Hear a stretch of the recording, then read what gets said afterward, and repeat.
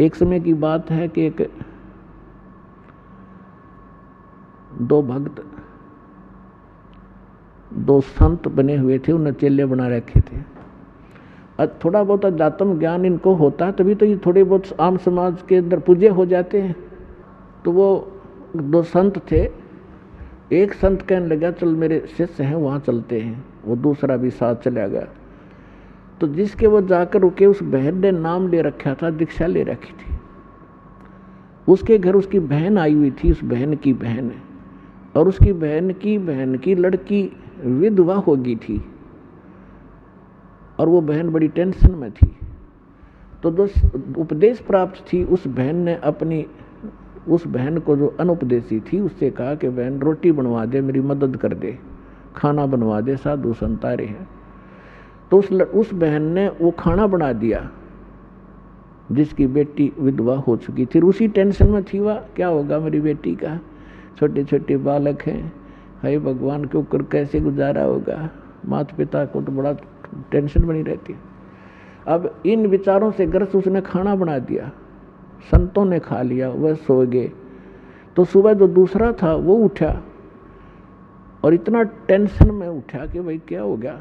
उठकर उसने अपने साथी से बताया कि भाई आज तो ऐसा सपना आया जैसे मेरी लड़की विधवा होगी हो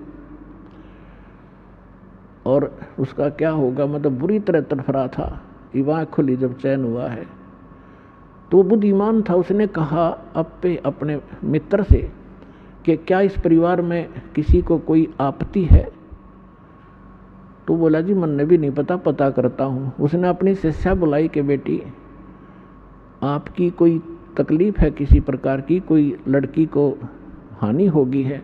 तो वो कहने लगी जी मुझे तो कुछ है नहीं, आपकी कृपा से मेरी बहन आई हुई है और उसकी लड़की मर गई, उसकी लड़की भी विधवा होगी, अभी 10 से 15-20 दिन हुए हैं और वो आई थी। तो उस संत ने पूछा क्या खाना किसने बनाया महाराज, कि उसी ने बनाया था।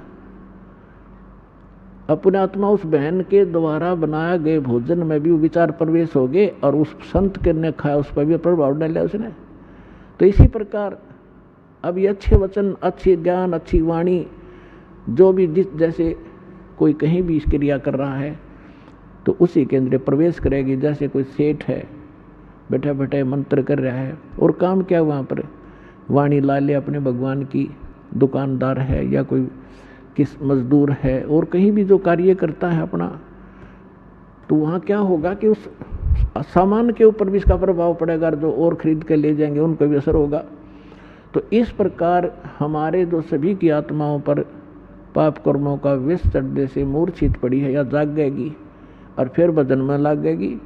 तो इस प्रकार इस परमात्मा का जो ये इंस्ट्रूमेंट बनवाने का जो उद्देश्य था, प्रयोजन, ये कोई ऐसे नहीं है।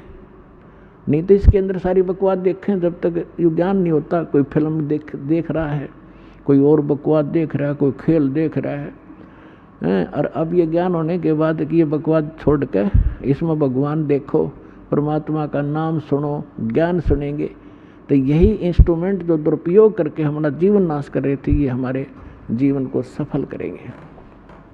तो परमेश्वर आपको क्या बताना चाहता है दास परमेश्वर के इस ज्ञान के माध्यम से कि आप यहाँ जिस दिन से दीक्षित हो जाते हो आपका वो एक मानुष जन्म प्रारंभ होता है।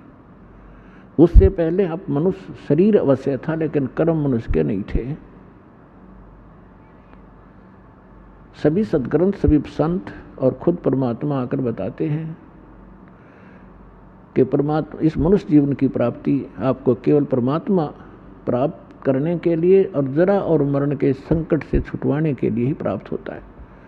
आपको ज्ञान संपूर्ण होता नहीं और संसारिक लोगों से जो ट्रेनिंग आपको मिलती है उसमें दृढ़ हो ही जाते हो। कोठी बना ले बेटा, उस लड़के ने देख ले थोड़े से दिन हुए नौकरी लगा था और 2 कोठी बना ली, तो हमारे वो इंजेक्शन लग जाते हैं। हम फिर वही टारगेट लेकर आगे चलते हैं नौकरी में या कोई बिजनेस में, कोठी बनाऊं, प्लाट लूँ, कार लूँ बढ़िया सी, और 1 मिनट में मृत्यु हो जाती है और कोठी कार धरी धराई रह जाती है। कबीर साहब कहते हैं राम नाम कड़वा लगे, राम नाम कड़वा लगे, ये मीठे लगे दाम, दुविधा में दोनों गए, भाई माया मिली ना राम। पुणात्मा, इस अध्यात्म मार्ग से जब आप परिचित हो जाओगे, आपको कोई किसी प्रकार की भी शंका डाउट नहीं रहेगा। जैसे आपको ज्ञान वही होता है, प्रमाण वही होते हैं, उदाहरण वही होते हैं जो रह रहकर पूरे वर्ष सुनाए जाते हैं। और आपकी आत्मा को ये ज्ञान और ये प्रमाण कितनी बार सुने उतनी बार अच्छे लगते हैं, तो आप स्वस्थ हैं। और जिसको ये महसूस होता है कि ये सत्संग तो मैंने पिछली बार भी सुना था, ये बात सुनी थी, तो ये आपकी कमजोरी है, आपके कोई वीकनेस आत्मा में आ चुकी है। जैसे एक स्वस्थ व्यक्ति होता है, वो सुबह खाना खाता है, रोटी वही होती है, थोड़ी बहुत दाल सब्जी में बेशक फर्क हो जाए, अंतर हो जाए, और सुबह खाना खाया और शाम को वही रोटी फिर रखी है और आपको रुचि नहीं बन पा रही है, तो आप अस्वस्थ हो गए हो। और यदि आपको वही रोटियां फिर उसी तरह रुचि कर लग रही हैं, तो आप स्वस्थ हैं। और दिन में 3-3 बार खाते हो, रुचिकार लगती हैं, तो आप स्वस्थ हैं।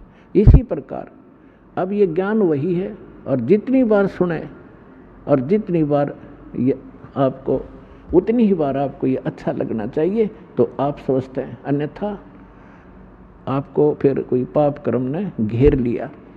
अब जैसे रोगी व्यक्ति है और वो भोजन प्रतिदिन खाता है 2-2, 3-3 बार, और जब वो रोगी व्यक्ति हो जाता है वो, तो उसको एक समय भी एक ग्रास भी खाने की रुचि नहीं रहती। कारण क्या हुआ कि उस रोग ने उसके शरीर की व्यवस्था खराब कर दी। जो मीठी वस्तु थी, खाने योग्य पदार्थ थे, वो भी कड़वे लगने लगे। उसका तरीका क्या है? उसका तरीका ये है कि कड़वी, जैसे किसी को मलेरिया हो गया और उसने वो कड़वी कुनीन रोटियों तो भी कड़वी वो खानी पड़ेंगी, ना चाहते भी खानी पड़ेंगी, चाहे वो रुचि कर लगे चाहे ना लगे। उनके खाने से फिर धीरे धीरे बुखार ठीक होगा, जबर ठीक होगा, तो वह रुचि भूख बढ़ेगी और फिर स्वादिष्ट, स्वस्थ होते ही फिर स्वादिष्ट हो जाएंगे। तो इसी स्वादिष्ट लगा करेंगे। इसी प्रकार ये सत्संग के अंदर ये दोनों डोज हैं। इसमें आत्मा का आहार भी है और ये ट्रीटमेंट, ये उपचार भी साथ होता है।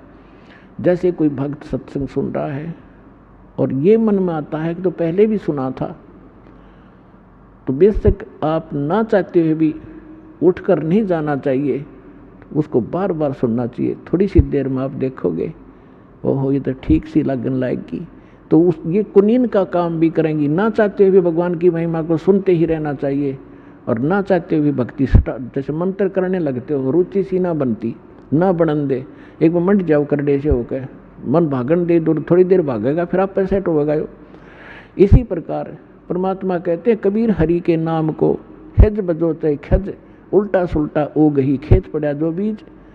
अब परमात्मा के नाम में लग जाओ, चाहे हज यानी अपनी रुचि से या खज के माथा सा ठनकते हुए भी शुरू कर दो।